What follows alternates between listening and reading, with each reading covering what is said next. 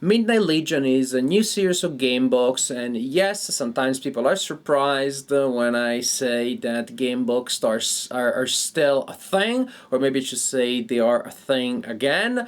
It's surprising but pleasant for people like me who enjoys this type of narrative to see that there is still an audience for this type of synergy between game elements and stories. That not only are old gamebooks being republished, but even brand new ones are being designed. Sure, the market is smaller than it was back in the day, in the 1980s, at the acme of popularity of the game book form, but so what? What is the problem? Theater also was much bigger in the 19th century, and then a movie made that the audience for that type of expression shrink, but didn't destroy it. And maybe in a sense, it even made theater stronger and better because now it is for dedicated audiences. Maybe something like this has also happened for game books, and it is true probably that now the audience for game books is mainly adults. It is more discriminating readers and gamers. Anyways, Midnight Legion is part of this renaissance of the game book form. As far as I understand, this is a projected series of 3 books. 2 are out so far. The first one comes in a box together also with some other props, which I will show you. And then there is a second volume which is sold without a box and is called The World Reborn. And there is enough room in the box to store this one here and also the third one when it will come out.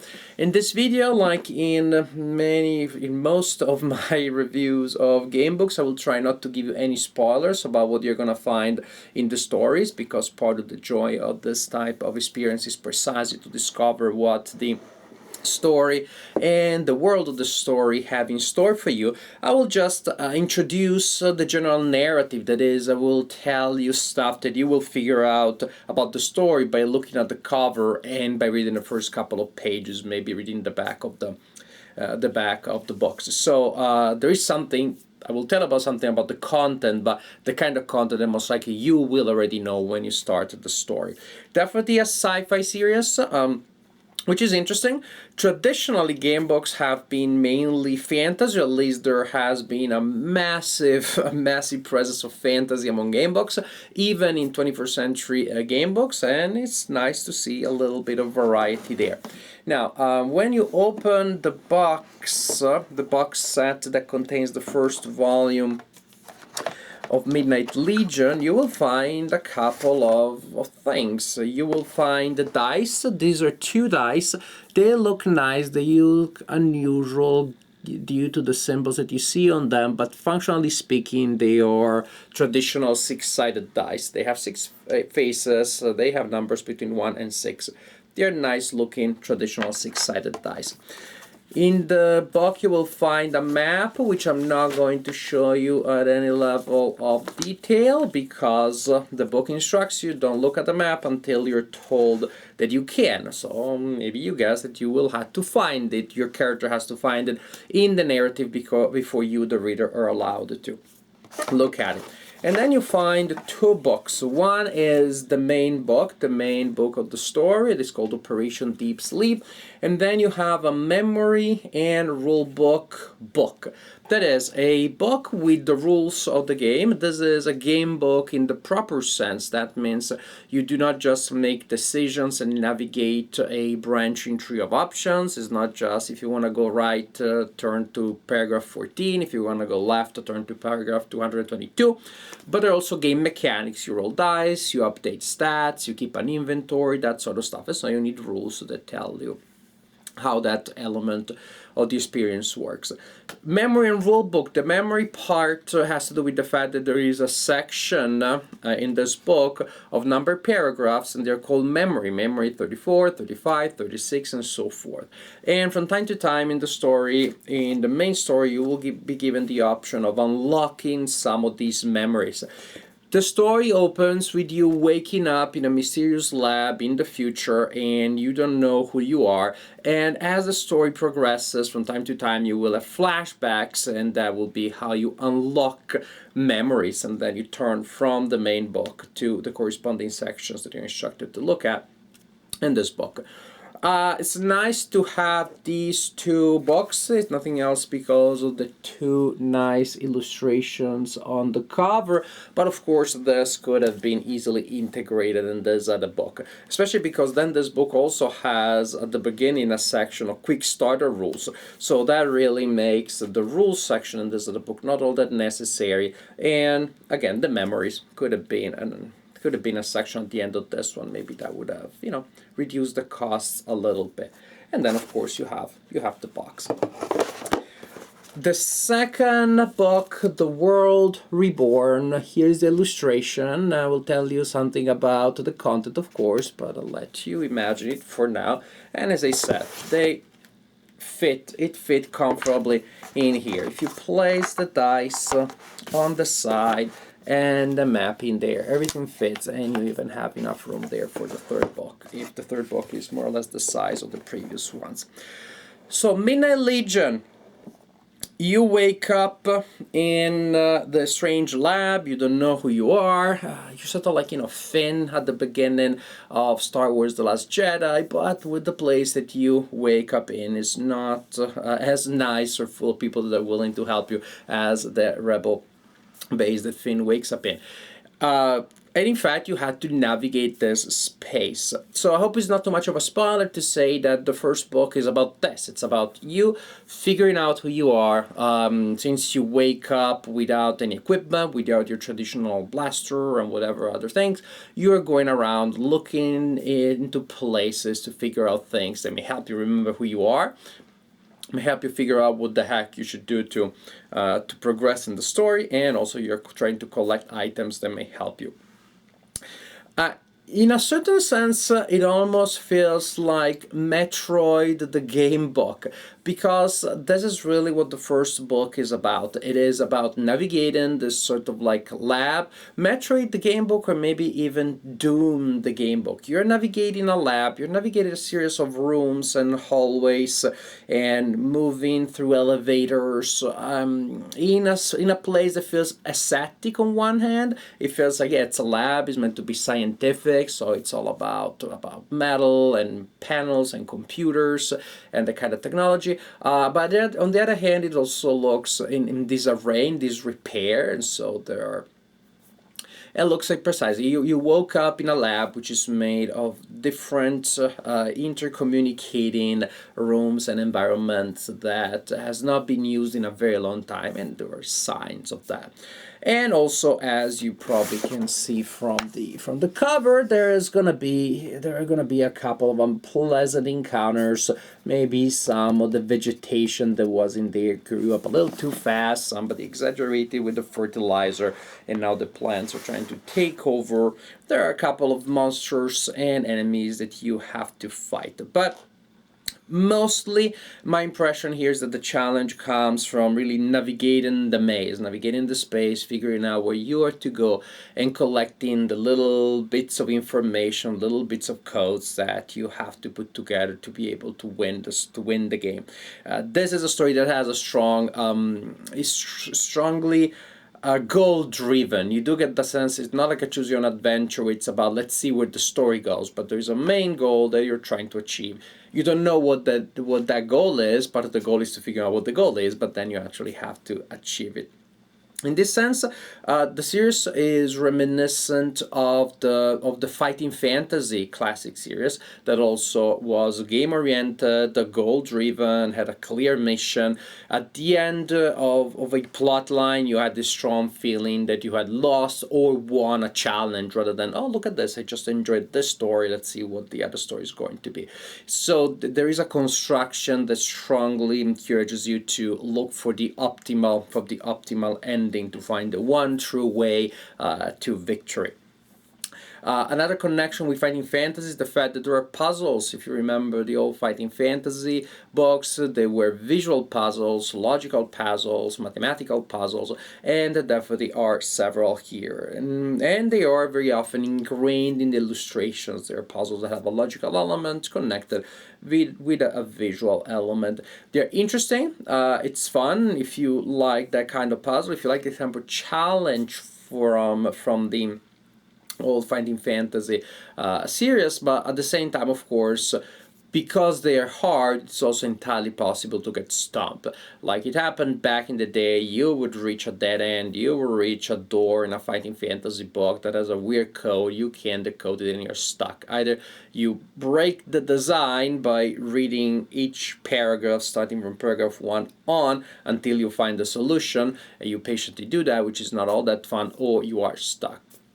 From time to time, I wouldn't mind if books that have this mentality, like, yes, they want to challenge me with the puzzles, they would come simply with a series of clues or even with the solutions at the end, so that I can choose how much pain and how much frustration I want to take. In other forms of puzzle-oriented or challenge-oriented activities, such as video games, you have that kind of stuff. You can decide to play a video game and never use a walkthrough because you love the extreme challenge, or you may decide to use the walkthrough all the time, or anything in between. In that form of challenge-oriented form of entertainment, it is well known that you don't have to necessarily take the hardest route.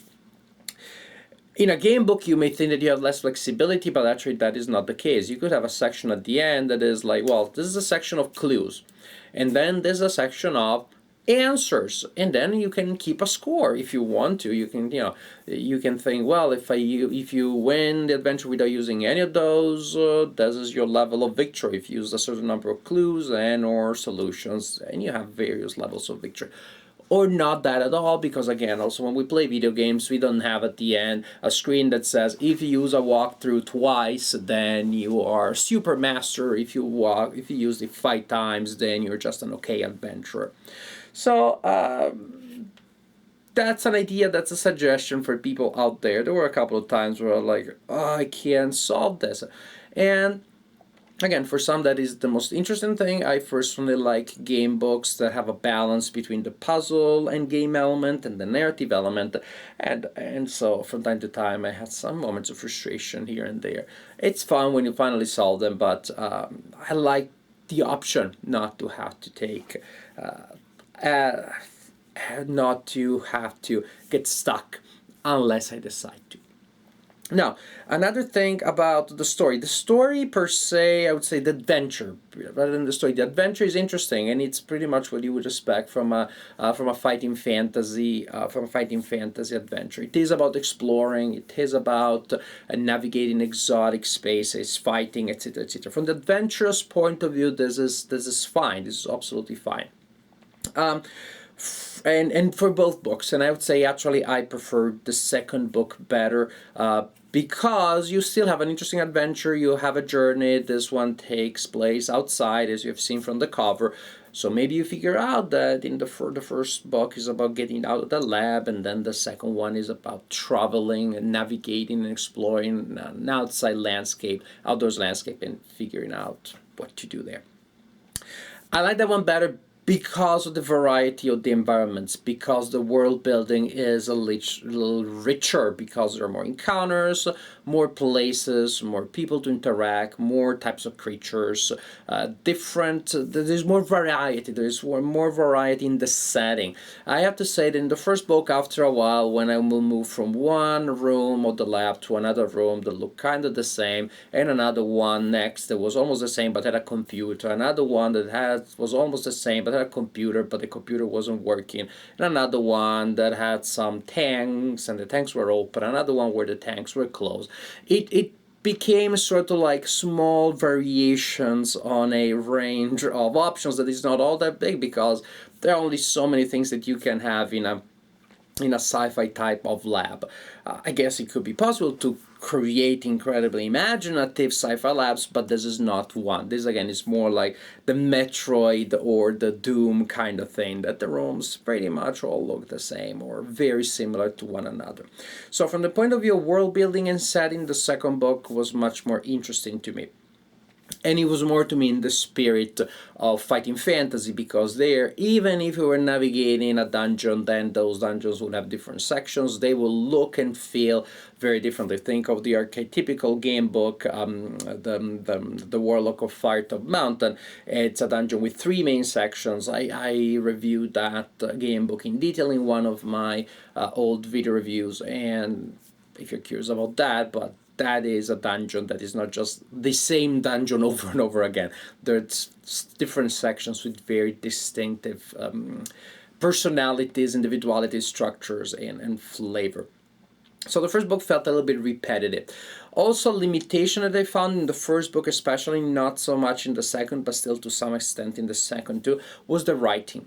Now, game book, it means that we want the game, we want the adventure, the immersion, the role-playingness, but it is also a book, it is also a narrative, it is also a story. It is a form of communication that uses words as its main means to create the world of the story. It uses words, it uses prose to put certain images and certain situations in your mind.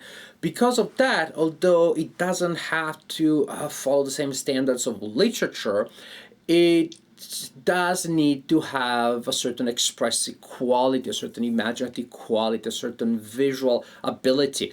It is the word, the written word that defines the world, defines the reality that you want to navigate. And if that reality is not vivid, that the reality is not detailed, doesn't pop out of the book, if that prose doesn't make you feel there, then the experience is only interesting to a certain extent. It's not all that it can be. A great game book is one in which the words, the prose of the book draw you in, and once you're in that world, then it is interesting to make choices within that world. Then, turning right or left can be a matter of life or death, opening that door or interacting with that character. The quality of the prose in both books, but especially the first one, feels very functional. Sometimes I almost had the sense that some of the paragraphs felt like they have been edited down to half of what they were meant to be at the last second. Sometimes they almost felt like they were summaries of longer paragraphs. They didn't have a very expressive, a very visual quality. They were functional. They told me there is a room that is the size, this is what it looks like, and yet somehow they lacked a certain je ne sais quoi. They lacked a certain, I don't know how to describe, but it is that ineffable quality of game books or role-playing games that you hear the stories from the game master, you hear the words from the game master, you read the words from the game book, and you are there, and you have been teleported, you have beamed to another plane of reality.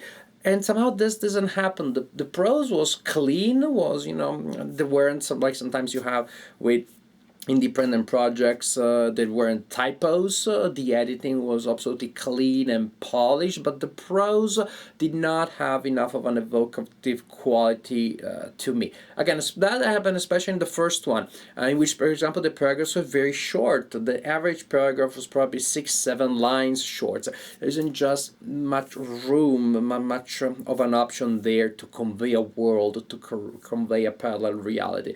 So that to me made the experience a little disappointing. At least I felt like, whoa, the design is very interesting. A lot of places, this maze of locations, the narrative branch was interesting. Gave me a lot of freedom to move around and explore, but the prose was not compelling enough to really make me feel like I was there, and therefore to really make me excited about what was happening to my character and what was happening in the world of the story. And again, it may just be that there's a limitation because the setting of the original of the first book is so restrictive. Just is like a strange lab type of place. There are, again, and maybe just because of that, the narrative possibilities of that kind of setting did not allow the prose to really make it interesting. But again, I guess it just felt like the prose was a little too bland, a little too clean, a little too, I don't know, it was the tofu of prose, not the cheeseburger of prose. The second book, maybe also because of the better possibilities of world building offered by this wild mutant outdoors landscape, maybe because of that the prose also had more stuff to chew on and to digest and to work with, and that made the experience much more interesting. But also the prose in general felt more detailed, had more flavor, was able to convey the world better. So, in general, I like what I found so far. I didn't love it as much as I hoped that I would. I'm a big fan of Gamebooks. And again, today, as I said, in today's world, the people that read game books are not just the kids that pick them up at the bookstore because that's what every other kid is doing. Now we have a more sophisticated audience of demanding adults that are really into the hobby. Therefore, our standards are higher. This feels like a set that would have been a blast and a half in 1987. By 2017, with again the changes that we have in the audience, it feels good, not exceptional. It feels okay and interesting, not super compelling. Just because again we have become more demanding, and because in general, even if I compared this with some of the traditional game books that were for a younger audience, if you think of Lone Wolf or Will the Tiger, those were just books that just the quality of the prose really had that world building quality. So from that point of view, to me, that again, the prose not being all that evocative, this is the weakest element of the whole thing. But it's not a small one. It's not one that, well, the book was very compelling and that it had that section. Just that overall, the book wasn't all that compelling. The books weren't all that compelling to me. I would say that weakened all of the other very good elements that are out there.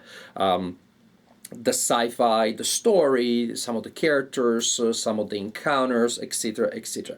I just wish that I was drawn in more, and I feel that the prose that is here is part of what prevented me from really getting engaged with the story. Midnight Legion, 2 volumes so far. I will read the third one. I'm curious to see where the story goes, and maybe seeing that the second is better than the first, maybe the third will be better than the first and the second, and that would be great. For now, it is a series that I have enjoyed but not loved. It is a series that has potential, but I don't feel that the potential of the system, the potential of the setting have been exploited to their full extent. Maybe that'll be done in the future. One can hope, as is among the game books that are being released these days, and also compared to the game books of the golden age of game books. I'd say this is an okay series of game books, not a great one, an okay one.